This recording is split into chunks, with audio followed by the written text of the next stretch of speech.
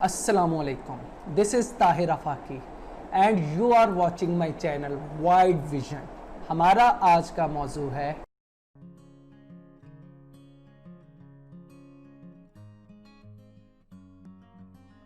Michel Foucault के ideas, post modernist के इस्तिलाह, जिन भी इस्तिलाहात के साथ पोस्ट लग रहा है, पोस्ट बेसिकली निगेशन होती है प्रीवियस वर्जन की, यानी कि post modernism mean negation of modernism.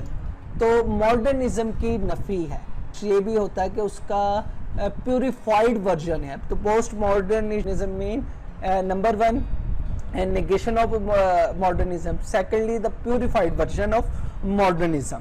तो इसे हम ये भी कह सकते हैं post modernism deal with the reality असल डिफाइन होती है इंडिविजुअल टू इंडिविजुअल, ये वेरी करती है इंडिविजुअल टू इंडिविजुअल। तो यहाँ से आपको याद आया होगा सोक्रेटिस को हमने देखा।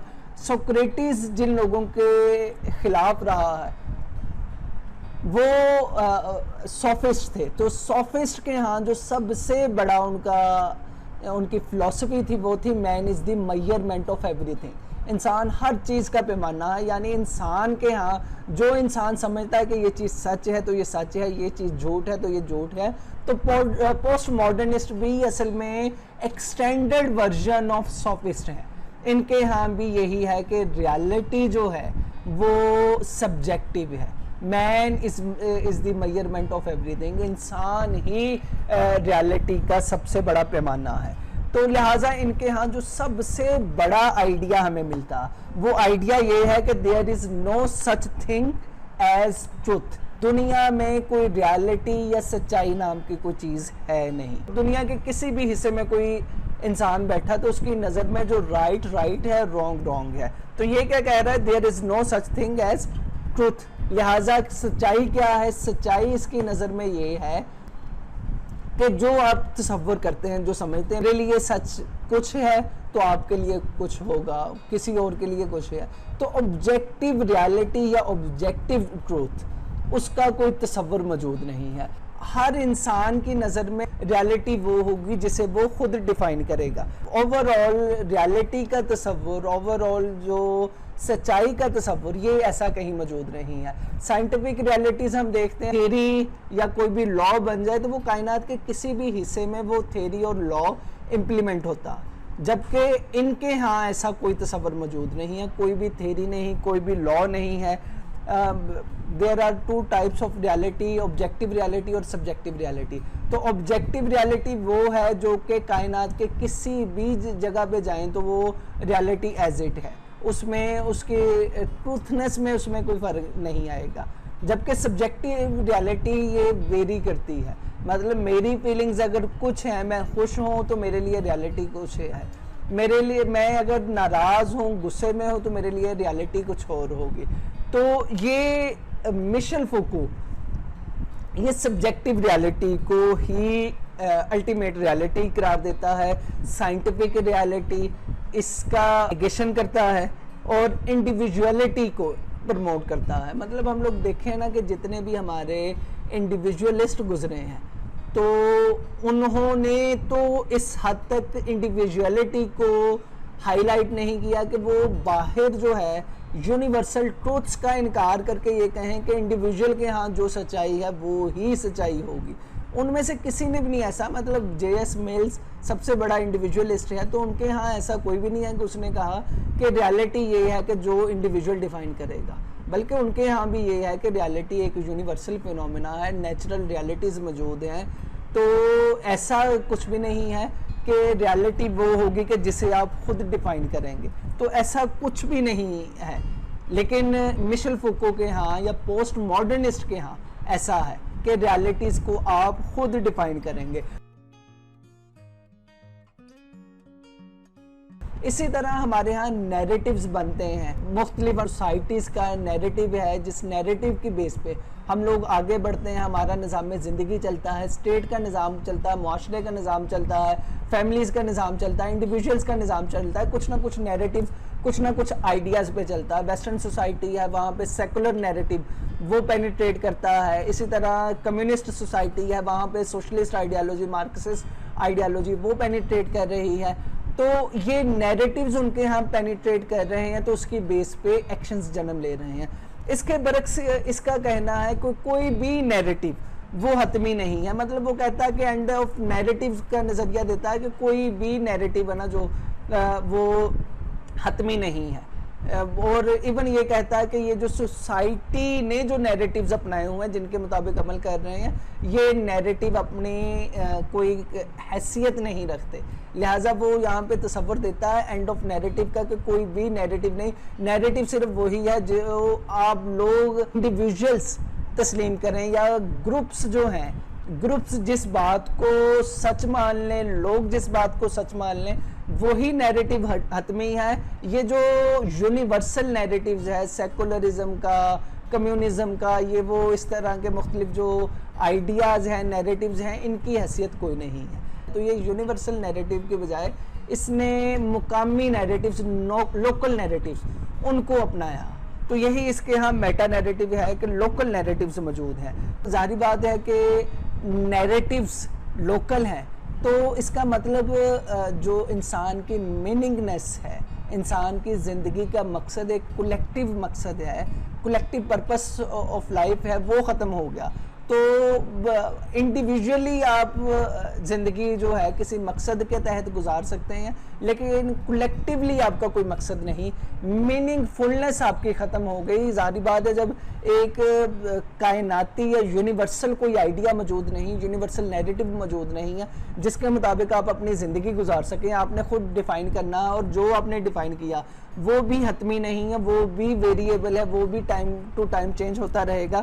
تو اس کا مطلب آپ کی میننگ فلنس ختم ہو گئی, سوسائٹی کی میننگ فلنس ختم ہو گئی, انڈیویژلز کی میننگ فلنس ختم ہو گئی.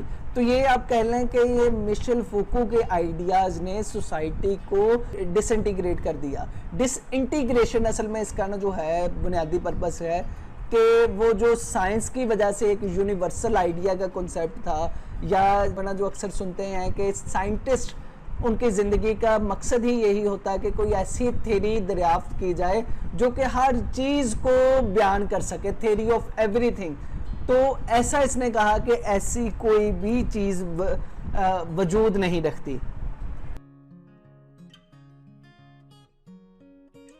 پاور جو ہے, پاور ڈرائیو ہوتی ہے لینگویج کے ذریعے اور کانسیپٹس کے ذریعے. تو اور کوئی سورس آف پاور نہیں ہے بلکہ یہ پاور جتنا بھی ہمارے ہاں جو پاور نظام چل رہا ہے وہ پاور اصل میں اخذ ہو رہی ہے لینگویج سے اور کانسیپٹس. آپ کے آئیڈیاز جو ہیں جو آپ لینگویج کے ذریعے کمیونیکیٹ کر رہے ہیں یہ اصل میں الٹیمیٹ سورس آف پاور ہے. پھر اس کے ساتھ ساتھ اس نے بائنری تھنکنگ, جس میں کہتا ہے کہ انسان کافی حد تک اس کی وجہ سے اپنے آپ کو بائنری تھنکنگ میں مقید کر چکے ہیں, قید کر چکے ہیں, اس کی اس نے نیگیشن کی ہے. بائنری تھنکنگ کیا ہے کہ سچ ہے تو جھوٹ ہوگا اس کے ساتھ, یہ بائنری تھنکنگ ہے, 2 پیئرز. اسی طرح دن ہے تو رات ہے, سفید ہے تو اس کے برعکس سیاہ ہے. تو یہ جتنی بھی ہم لوگوں نے پیئرز بنائے ہوئے ہیں, سچ ہے, جھوٹ ہے, حق ہے, باطل ہے, تو یہ جو پیئرز کہتا ہے یہ اس سے ہمیں باہر نکلنا ہوگا. اس کی وجہ سے ہماری ہے نا جو تھنکنگ بہت زیادہ محدود ہو گئی ہے, تو اس سے نکل کے ہمیں سوچنا ہوگا. تو یہ اس کے جو بنیادی طور پر آئیڈیاز جو ہیں جو اس نے کہا ہے کہ there is no such thing as truth, تو یہ اس پہ ہے کہ ٹروتھ نام کی کوئی چیز نہیں ہے. تو اس میں اس نے آبجیکٹیوٹی کی بھی نفی کر دی, ٹروتھ کی بھی نفی کر دی, سائنس کی بھی نفی کر دی, اور ریلیٹیو انسان کو قرار دے دیا کہ جو ہر چیز ہی ریلیٹیو ہے, سچائی ریلیٹیو ہے. آپ جو صحیح سمجھ رہے ہیں وہ صحیح ہے, اگر میں اسے غلط سمجھ رہا ہوں تو وہ میرے لیے غلط ہے. میننگ فلنس آف لائف کو اس نے ختم کر دیا, پاور کو نئے طریقے سے ڈیفائن کر دیا, اینڈ آف نیریٹیوز اس نے دے دیا, اور پھر بائنری تھنکنگ جو ہے اس کے اگینسٹ ہو گیا کہ یہ ایسی ہے نا جو ہے فریم ورک سے ہمیں نکلنا ہوگا. پھر اس نے دوسرا جو بڑا آئیڈیا دیا اس میں وہ اسینشلزم کا ہے. اس کی نیگیشن وہ کرتا ہے اسینشلزم کی کہ کیا ہے, ہم لوگ پلیٹو سے بھی دیکھتے ہیں, ایرسٹوٹل سے بھی دیکھتے ہیں, اور ایون سائنس بھی اسی چیز کو دیکھتی ہے کہ ہر چیز کی ایک ایسنس ہے, ہر ریالٹی جو ہے ہر چیز کے بیونڈ ایک ریالٹی، انسان کی اپنی ایسنس ہے، ایک فزیکل مٹیریل اس کی اپنی ایسنس ہے، تو اسی کو ہی ہم نے ڈھونڈنا، اصل وہی چیز نالج ہے۔ پلیٹو کے ہاں وہ ایسنس جو ہے وہ ورلڈ آف آئیڈیاز میں موجود ہے، ارسٹوٹل کے ہاں وہ ایسنس جو ہے وہ اٹ سیلف ان اشیاء میں موجود ہے جس کا ہم لوگ مطالعہ کر رہے ہیں۔ اسی طرح سائنس جو ہے، سائنس بھی اشیاء کی حقیقت کو، ان کی ایسنس کو وہ جاننے کی کوشش کر رہی ہے۔ تو یہ ادھر جو ہے یہ اسینشلزم کی نفی کر رہے ہیں کہ کوئی بھی چیز جو ہے اس کی ضروری نہیں کہ ہم ان کی ایسنس کو ڈھونڈیں، بلکہ سمپلی ہمیں اسے ایز اے ہول انڈرسٹینڈ کرنا ضروری نہیں کہ اس کی ہم لوگ اس کی میننگ فلنس کو دیکھیں، اس کی ایسنس کو دیکھیں، تو یہ ضروری نہیں ہے۔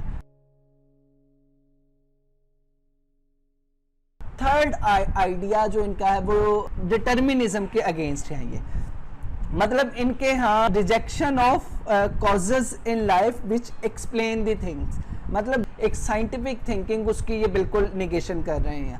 ان کا کہنا ہے کہ چند چیزوں سے بہت سی چیزوں کو ایکسپلین نہیں کیا جا سکتا، مطلب ہم لوگ سمپلی ایک دو ایکسپیریمنٹ کرتے ہیں اور ایکسپیریمنٹ کے جو ریزلٹس ہوتے ہیں ان کو زندگی کے بڑے پورشن پر ان کی امپلیمنٹیشن کر دیتے ہیں۔ تو فوکو کے ہاں ایسی کوئی چیز نہیں ہے، مطلب وہ سمپلی اس کی نیگیشن کرتا ہے کہ یہ کیسے ہو سکتا ہے کہ آپ چند ایک ایکسپیریمنٹ کر کے ان کے جو نتائج سے ہر چیز کو ڈیفائن کرنا شروع کر دیں۔ تو ہر چیز کی جو ڈیفینیشن وہ الگ ہے، ہر چیز کو جو ڈیفائن کرنا اسے اس کے لحاظ سے کرنا ہے، ریلیٹیولی کرنا ہے، نہ کہ آپ نے کچھ نتائج اخذ کر لیے تو اس نتائج کی بیس پہ آپ ہر چیز کو ہی ڈیفائن کرنا شروع کر دیں۔ تو یہ ایسا کچھ بھی نہیں ہے۔ اسی میں آگے جا کے وہ کہتا ہے پالیٹکس دو طرح کی ہے، میکرو پالیٹکس اور مائکرو پالیٹکس۔ تو مائکرو لینس سے ہم نے پالیٹکس کو بھی جج کرنا ہے، ہم نے سوشیالوجی کو بھی جج کرنا ہے، سوسائٹی میں جو کام ہو رہے ہیں، اکانومی میں جو کچھ ہو رہا ہے، مطلب زندگی کے جتنے بھی شعبوں میں جو کچھ ہو رہا ہے ان کو مائکرو لیول پہ دیکھنا نہ کہ میکرو لیول پہ۔ اسی طرح پالیٹکس میں وہ آئیڈینٹی پالیٹکس کا نظریہ دیتا ہے کہ ہر انسان کی اپنی آئیڈینٹی ہے، اپنی انڈیویجویلٹی ہے، تو اس کی بیس پہ وہ ایکسٹرنل سرکمسٹانسز کو جس طرح دیکھتا ہے وہی اس کے لیے ریالٹی ہے، نہ کہ ہم اسے کولیکٹیولی دیکھیں۔ تو یہ کولیکٹیوزم کی بیسیکلی یہاں پر نفی کر رہا۔ تو یہ اس کے جو آئیڈیاز ہیں بنیادی، جنہوں نے آپ کہہ لیں کہ سوسائٹی کو ڈس انٹیگریٹ کیا، انسانی تھنکنگ پہ بہت زیادہ اثر ڈالا، وہ جو آپ کہہ لیں کہ ماڈرنزم کے باعث انسان تھیوری آف ایوری تھنگ کے پیچھے لگا ہوا تھا، ادھر سے انسان نے اس پیراڈائم سے نکلا ہے اور مشیل فوکو نے اس سے نکالنے کی کوشش کی ہے۔ تو اس میں دو بڑی چیزیں ہیں جس پر مشیل فوکو نے ایمفیسس کیا ہے، نمبر 1 ڈسکورسز پہ اور دوسرا ہے relation ship of power and knowledge. تو ڈسکورس کیا ہے؟ ڈسکورس اس کی نظر میں reality of this social world and the people, ideas and things that inhibit it. تو اس کی نظر میں کیا ہے؟ Reality of the social world اصل میں یہ ڈسکورس ہے۔ ڈسکورس مطلب ایک سوسائٹی کے لوگ جو جس چیز کو اہم سمجھ رہے ہیں، جس چیز کو مان رہے ہیں، ان کے ہاں کلچرلی جس چیز کی پینیٹریشن ہے، جس آئیڈیاز کی پینیٹریشن ہے، وہ ڈسکورس ہے اور اسی کے مطابق ہی عمل درآمد ہوتا۔ لوگوں میں عام جو جنرلی ان کی جنرل پرسیپشنز ہیں وہی اصل میں ریالٹی کو ڈٹرمن کرتی ہیں۔ یونیورسل ریالٹی کوئی نہیں ہے، یونیورسل آئیڈیاز کوئی نہیں ہے۔ کلچرلی آپ لوگ جسے ایکسپلین کرتے ہیں، جس چیز کو جیسا سمجھتے ہیں، وہی اصل میں ریالٹی ہے۔ پھر relation ship of power and knowledge, تو یہ مشیل فوکو کے ہاں یہ دونوں چیزیں الگ الگ نہیں ہیں، یہ دونوں چیزیں ایک ہی ہیں۔ پاور اور نالج یہ دونوں ایک ہی ہیں، مطلب اس کے ہاں knowledge is always an exercise of power. Knowledge کیا ہے؟ یہ ہمیشہ پاور کو ایکسرسائز کرنے کا ایک ٹول ہے۔ اور پاور کیا ہے؟ Power always a function of knowledge. اور پاور کیا ہے؟ یہ فنکشن ہے نالج کا، مطلب یہ دونوں ہی ایک ہیں۔ یہ ایک دوسرے سے الگ الگ نہیں ہے. مطلب پاور کو ہم لوگ الگ سے ڈیفائن کرتے ہیں, نالج کو الگ سے ڈیفائن کرتے ہیں, تو اس کا کہنا ہے کہ یہ دونوں ایک ہی ہیں. اور ایون اس کا یہ بھی کہنا ہے کہ ہمارے زمانے میں جو نالج ہے وہ اس کی ڈسکرپشن وہ پاور کے ہی ذریعے ہوتی ہے. جو پاورفل ہے, جس کے پاس پاور ہے, وہ اس کے کہے ہوئے الفاظ اصل میں نالج ہے. کیونکہ ہم اس یونیورسل آئیڈیاز یا یونیورسل فریم آف ورک میں رہ کر اتنا سوچنے کے عادی ہیں کہ ہمیں جو پاورفل, ایک طاقتور انسان جو بھی چیز دے دیتا ہے, اسی کو ہم نالج سمجھ کر اسی پر ہی عمل درآمد کرتے ہیں. تو اسی پہ اس کی تھیوری آف آئی آر وہ بھی اسٹیبلش ہوئی ہے. اس میں اس نے بتایا ہے کہ دنیا کو رول نارتھ کر رہا ہے. ویسٹرن ورلڈ جتنی بھی ہے دنیا کو اس نے 2 پولز میں تقسیم کیا ہے, نارتھ اینڈ ساؤتھ. تو نارتھ نے ساؤتھ پہ حکمرانی کی ہے.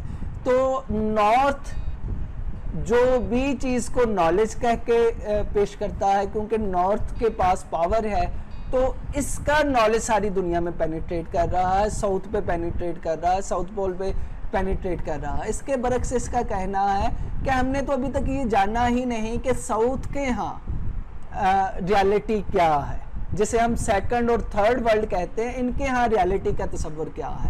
ہمیں تو سمپلی یہ ہے کہ جیسے لا از دی کمانڈمنٹ آف پاورفل, تو یہی اس نے کہا ہے کہ knowledge is the commandment of powerful. مطلب نالج جو ہے یہ طاقتور کا حکم ہے. طاقتور نے کہہ دیا, یورپ نے کہہ دیا کہ بھئی اس چیز پہ غور و فکر کرو, اس پر ڈسکشن کرو, یہی چیز آپ کے لیے نالج ہے, اس سے بڑھ کے اور کوئی چیز نہیں ہے. تو یہ اصل میں ہمارے ہاں نالج کو پاور ڈرائیو کر رہی ہے. نالج کے پیچھے پشر جو ہے وہ پاور کا ہے, جبکہ حقیقت میں ساؤتھ کے لوگ جو کہ پاورفل نہیں ہیں وہ اصل میں نالج کیا سمجھتے ہیں, ان کے ہاں نالج کا تصور کیا ہے, وہ ہمیں نہیں پتا. کیوں نہیں پتا؟ کیونکہ ہمارے ہاں ہم ایک ایسی دنیا میں رہ رہے ہیں یا ایک ایسے بند کنویں میں رہ رہے ہیں جدھر ہمیں جو کچھ بتا دیا گیا ہے وہی حقیقت ہے, اس کے برعکس اور کوئی چیز حقیقت نہیں ہے. تو یہ سمپلی یہ مشیل فوکو کے آئیڈیاز ہیں جنہوں نے اس دنیا کو اس حد تک متاثر کیا ہے کہ آپ آرٹ کو دیکھ لیں, آپ کلچر کو دیکھ لیں, آپ موویز کو دیکھ لیں, آپ میوزک کو دیکھ لیں, تقریباً زندگی کے ہر شعبے میں اس کی پینیٹریشن موجود ہے. آپ دیکھتے ہیں کہ لوگ بڑے ماڈرن ہیں لیکن اینٹیک کو پسند کر رہے ہیں.